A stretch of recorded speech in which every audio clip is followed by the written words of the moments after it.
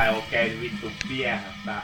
Ja niillä on vittu maailman eniten vittu vankeja vankilassa, kun siellä on huumeet ja kaikki saatana paskat perkele. Ei muuta kuin ydinpommia. Vittu Kiina! Kiina!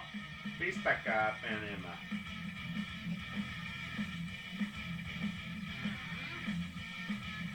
Vittu tämä nauttisin saatana siitä, jos ydinpommeja laittais USA.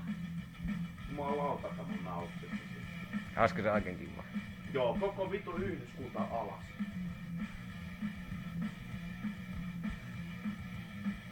No enemmän siitä tykkää, että ihmisiä tapetaan, mutta jumalta, siitä mä tykkään, että vittu jonkinnäköinen roti tässä hommassa pitää olla.